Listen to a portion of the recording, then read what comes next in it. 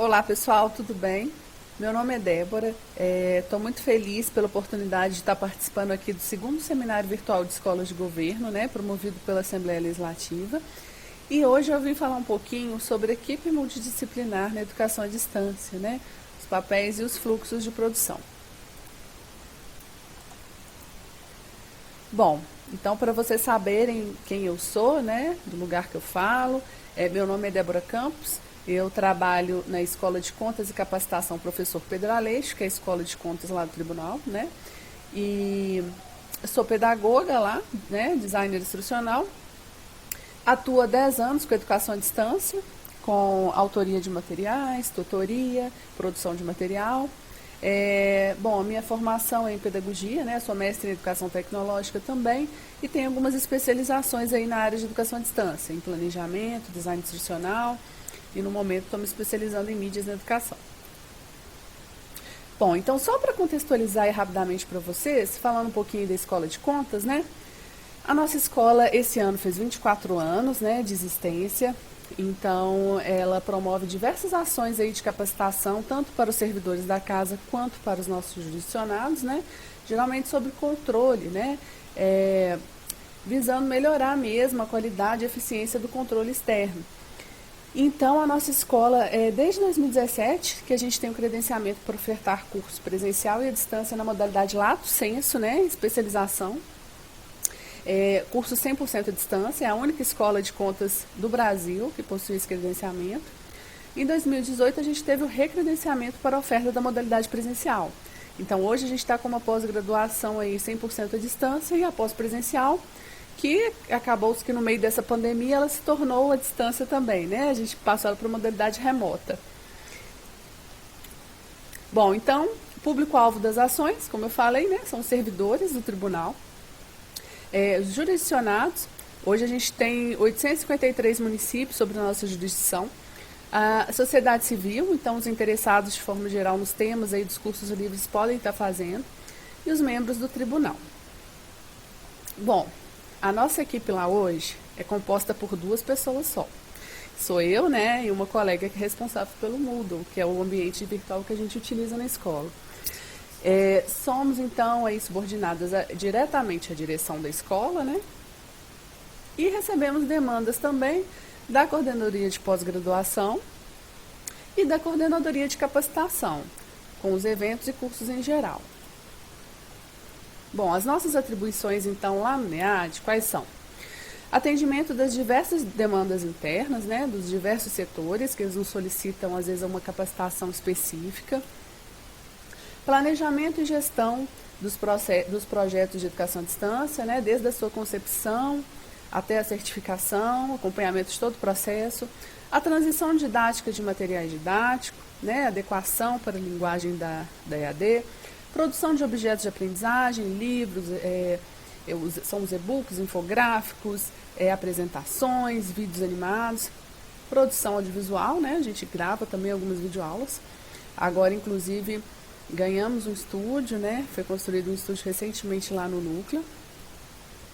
Preparação do ambiente virtual, né? E as parametrizações. Acompanhamento dos cursos, da tutoria, quando há, né, o curso com a tutoria. Então, a capacitação desses agentes, dos tutores e dos conteudistas, né, tanto no quesito pedagógico quanto no quesito técnico, suporte aos eventos e suporte também à pós-graduação.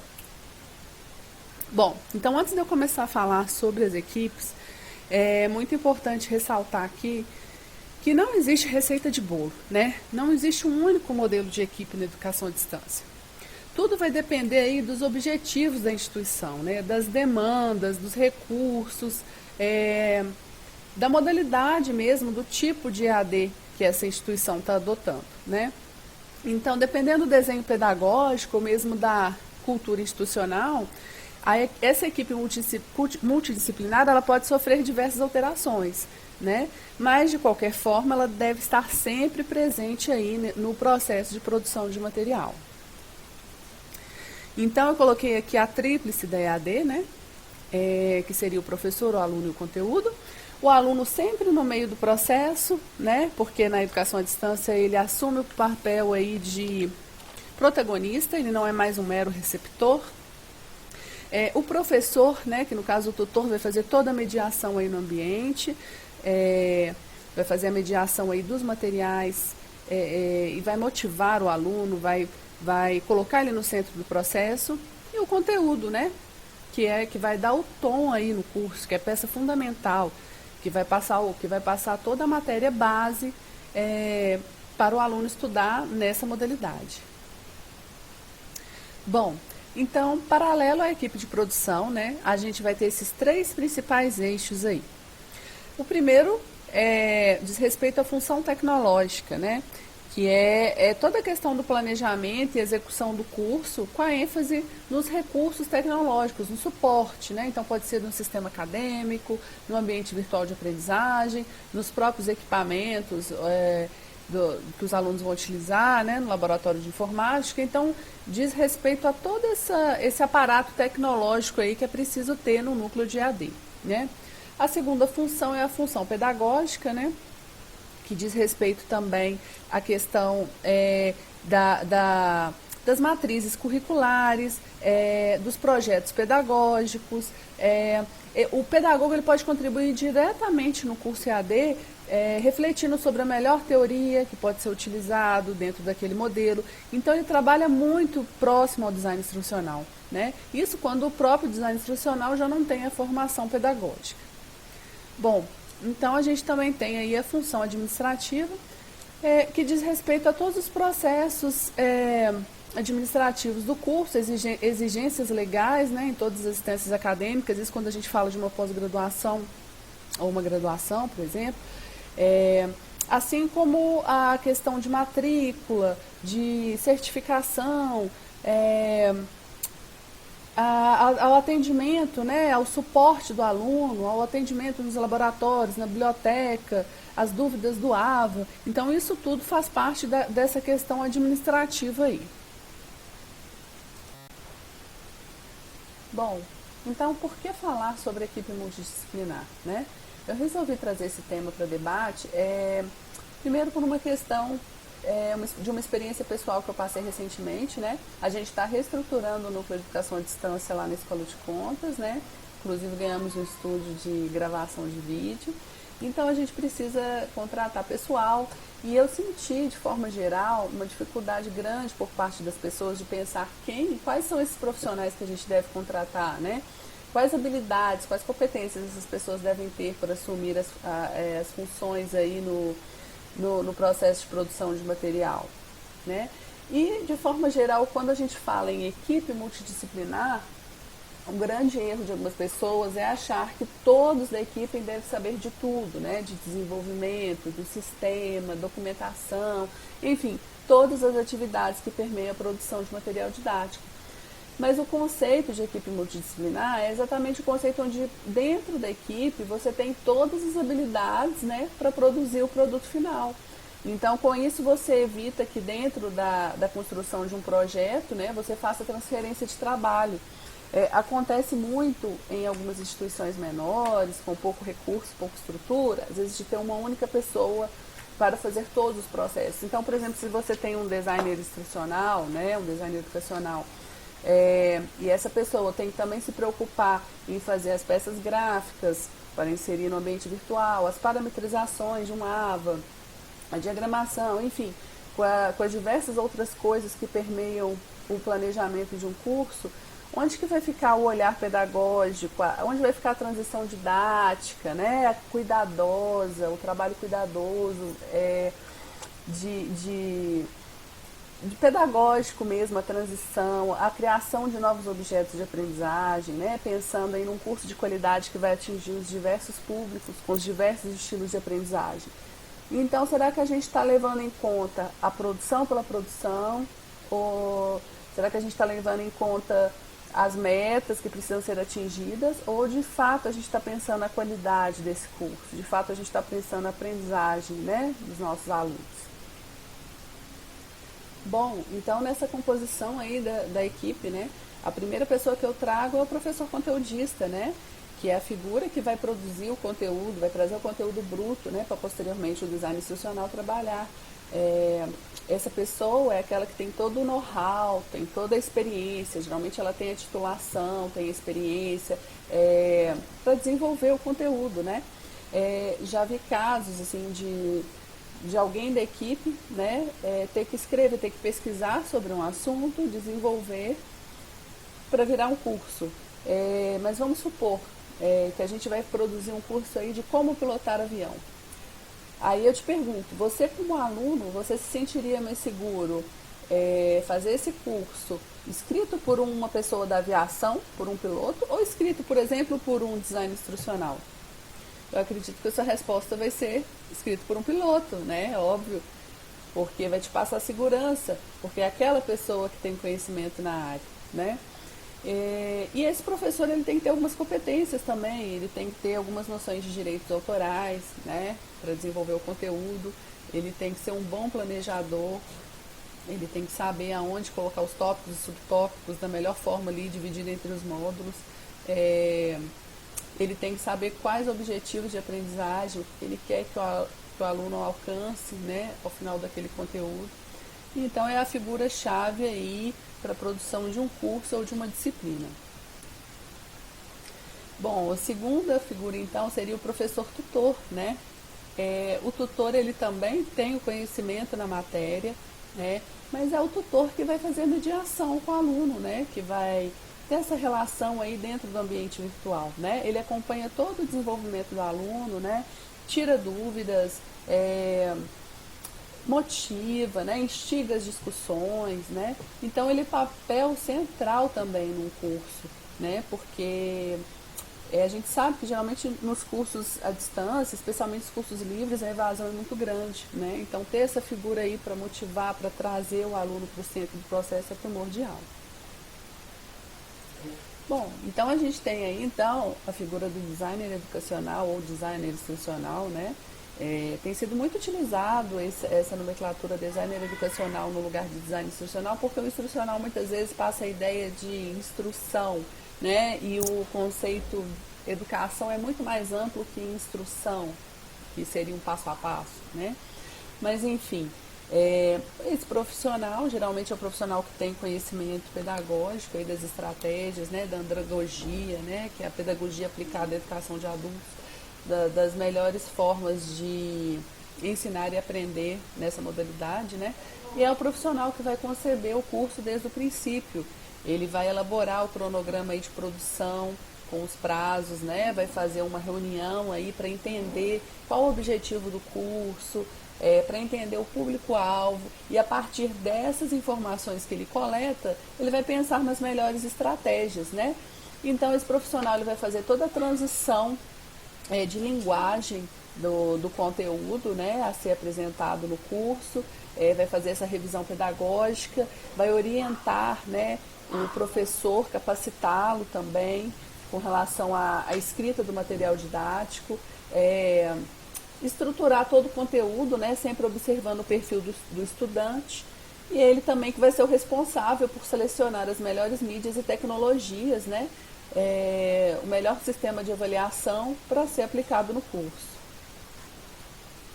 Bom, temos também uma figura importantíssima que é o revisor linguístico, né?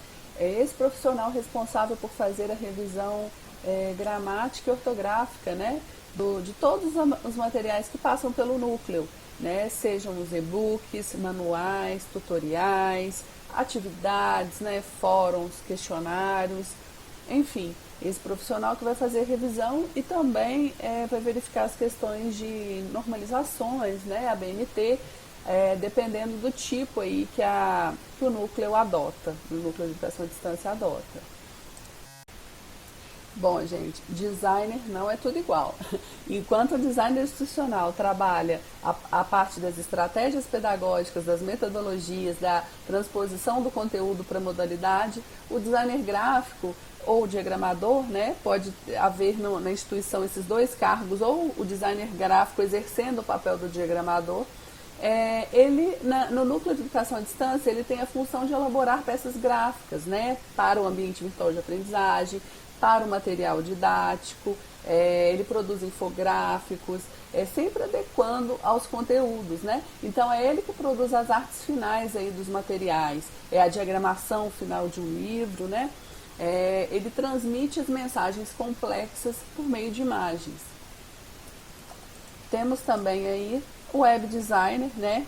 Esse profissional já é o profissional responsável por criar as páginas na internet, né? Por exemplo, um site da escola, é o web designer que vai trabalhar. É o profissional responsável tanto pelo projeto estético de um site, quanto pela parte funcional, né? Então ele projeta sites, blogs, sistemas, aplicativos, peças digitais, artes para as redes sociais, enfim. A gente também tem o ilustrador, né? Em muitos lugares esse profissional acaba sendo substituído por bancos de imagem, né? Às vezes a instituição, o órgão não tem condição de contratar um ilustrador, então utiliza-se muitos bancos de imagem gratuitos ou não, ou pagos, né? Mas esse profissional, ele vai criar a imagem, ele vai desenhar a imagem conforme o que o designer instrucional repassa a ele. Por exemplo, eu vou construir um storyboard, um roteiro para uma animação e eu preciso de um personagem de cabelo curto, de pele escura, de olhos negros, então de roupa vermelha. Então esse ilustrador ele vai produzir esse personagem ou cenário conforme o design instrucional pensou para aquele conteúdo, né? Então é importante a gente pensar também que as ilustrações, de forma geral, elas não servem apenas para enfeitar o curso, né? Elas são de extrema importância para representar aquele conteúdo teórico, de extrema importância para facilitar a aprendizagem do aluno mesmo. Então a gente tem também o programador, né? Bom, a gente tem dois tipos aí de programador. A gente tem o programador aí do LMS, por exemplo, do Moodle, né, ou do AVA que a instituição utiliza. Geralmente é essa pessoa responsável por fazer a hospedagem, por personalizar o ambiente, ou seja, deixar o ambiente virtual com a cara da instituição, né, fazer a instalação da plataforma, fazer a integração com outro sistema, por exemplo, o sistema acadêmico, né, instalação de plugin, por exemplo, eu quero um plugin de videoconferência no Moodle, então ele que vai instalar. Vai dar todo esse suporte, ele vai cuidar todo do back-end, da parte de trás do sistema. Deu algum problema no sistema, no servidor, então é ele que vai fazer esse apoio, né? Em algumas instituições, alguém do próprio departamento de informática que tem esse conhecimento pode dar esse suporte, mas o mais adequado é que esse programador esteja junto, bem próximo à equipe, né? Para dar esse suporte mais de perto. Mas na equipe a gente também pode ter um outro tipo de programador, né? Geralmente nas instituições, nas escolas aí que utilizam as aulas virtuais, as aulas web animadas, né?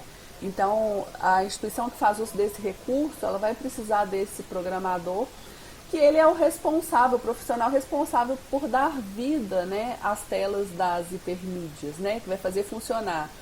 Por exemplo, eu elaborei um roteiro, um storyboard, onde o personagem pula e dá tchau. Então ele vai fazer esses movimentos, é ele o responsável por programar essa aula, né? Fazer toda essa movimentação aí da aula. Então ele programa cada interação que é solicitado, né, pelo design instrucional, ele que faz essa programação, monta as telas que já foram diagramadas lá pelo design gráfico, né? Com ilustrações ou do banco de imagens ou que foram produzidas pelo ilustrador, né? E no final ele gera um arquivo que será inserido no ambiente virtual de aprendizagem. Pode ter formatos como HTML, enfim. Bom, é muito importante também a equipe contar com um profissional específico para dar um suporte técnico para os alunos, né? Para dar essa monitoria mesmo, com relação às dúvidas operacionais, às dúvidas administrativas, né? Então é esse profissional que vai orientar os estudantes no processo de matrícula, de documentação, dar o suporte, isso no caso de disciplina, né? Dar todo o suporte no sentido de dúvidas com relação ao AVA, perdeu senha, não consegue entrar.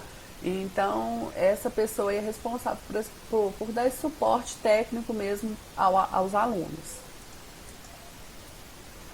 A gente pode ter também um profissional dedicado à produção audiovisual ou mesmo a uma equipe, né?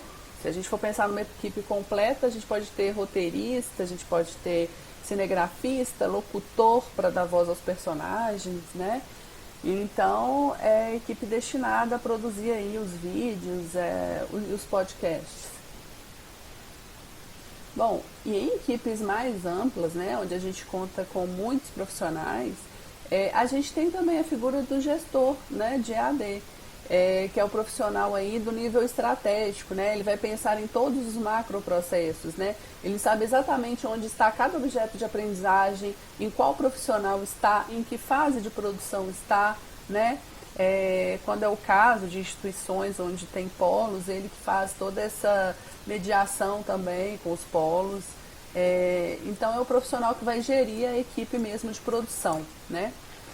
E de forma geral existem muitas outras pessoas aí que podem compor, né, uma equipe aí de educação à distância, né? Existe uma figura aí de um profissional, por exemplo, de qualidade final, que é o profissional que atua depois que o material já passou por todos os outros profissionais. Esse profissional vai verificar o produto final, comparar com o esboço, para ver se realmente ele conseguiu aí atingir o objetivo, se não passou nenhum erro de português, se está coerente aí com o storyboard que o DI produziu. Então esse profissional chama qualidade final, né? E a gente pode ter outros também, outros pedagogos, enfim, como eu disse, não existe receita, né? Cada escola, cada órgão sabe da sua demanda aí. Bom, então aí na equipe, qual que é o primeiro passo, né, a ser dado? A primeira coisa, geralmente, é abrir um edital, né, para escolher o professor conteudista. Às vezes acontece também do organizador do projeto já ter alguém para indicar, alguém de dentro da casa, que já possui aquele conteúdo específico para produzir o conteúdo. Escolhido o professor, então, a gente faz uma reunião, né, de briefing, a gente faz todo o planejamento do curso, tenta coletar o maior número de informações possíveis sobre aquele projeto, quais são os objetivos, né, o público-alvo, porque tudo isso vai interferir na maneira como a gente vai construir o curso, né? Então, a partir daí, a partir desses dados, depois a gente consegue fazer um mapeamento. Bom, então a gente passa para a capacitação dos agentes, né? Se houver tutoria no curso, a gente vai capacitar o tutor para fazer a mediação. Se não, a gente vai capacitar apenas o professor conteudista com relação à escrita desse material, né? Que tem as suas particularidades, é uma escrita muito específica, não é apenas a transposição do presencial, tem que ser um conteúdo claro, direto, que dialogue com o aluno, né?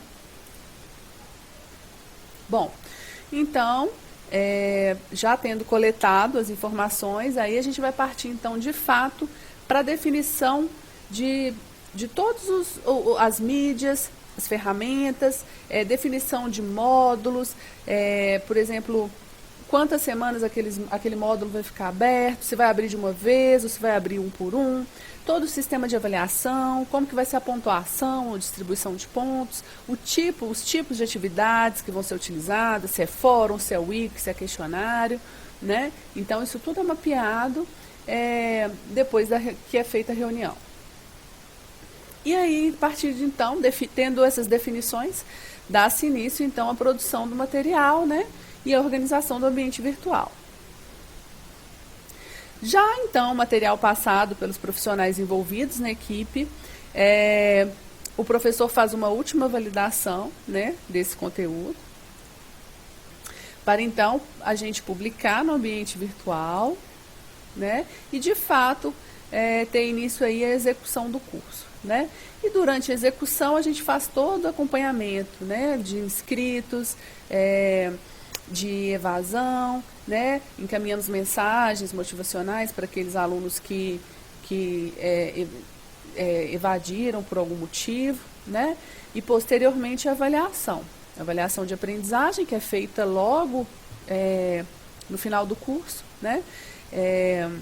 É feita uma avaliação formativa também, especialmente quando tem tutoria, mas ao final é feita essa avaliação de aprendizagem, de reação também e satisfação. Bom, então só para vocês terem uma ideia de como essa equipe tem que estar trabalhando em perfeita sintonia, né? Vou mostrar aqui rapidamente o fluxo, né? Então o material vem do professor conteudista, chega o material bruto, professor passa para design institucional, né? A DI então faz aquela transposição didática, ela tenta ler aquele texto com o olhar do aluno, né? Se tem alguma dúvida, se ficou pouco claro, ela vai fazer essas observações para o professor, ela sugere imagens para facilitar a aprendizagem do aluno, então faz todo esse trabalho. E também elabora alguns objetos de aprendizagem em cima do material que depois o professor conteudista vai validar também. Então volta para o professor conteudista deu ok, volta para a DI. Bom, então a DI encaminha para o revisor de textos, né, que vai fazer essa revisão gramatical. Isso, assim, tanto do livro, quanto das atividades, do storyboard, né? O revisor devolve para a DI. Se tiver alguma observação para o autor, para o conteudista, a DI vai encaminhar para o conteudista. Se não, dá continuidade no processo, né? Então, seguimos. Se tiver ilustrador, passa aí as demandas de ilustração para esse profissional. Se não, geralmente é muito utilizado o banco de imagens, ou gratuitos ou pagos, né? Bom, o ilustrador devolve para design instrucional, encaminha para o designer gráfico fazer as peças gráficas, tanto do AVA quanto do conteúdo, ou das aulas virtuais, se houverem, né, as aulas animadas. O designer gráfico devolve para a DI validar, que repassa para o web designer, passa para o DI, depois para o programador fazer a programação final dessas aulas virtuais, devolve para o DI. E ao final, o DI vai passar todo esse conteúdo aí para o responsável pelo sistema, o sistema que a instituição utiliza, né? No nosso caso lá é o Moodle. Então, essa pessoa vai fazer a publicação aí e as parametrizações no ambiente virtual. Passa para a DI validar, a DI valida. Geralmente a DI pede o professor também para dar uma olhada no ambiente, para ver o que ele acha. E, paralelo a isso também, é encaminhado ao profissional de audiovisual ou à equipe de audiovisual, né, a produção desse vídeo, né, a elaboração do roteiro, a gravação, a edição, tá? E depois de pronto esse produto, a DI vai validar também. Bom, a gente também tem o fluxo específico de produção de material audiovisual, né, que são os vídeos ou os podcasts.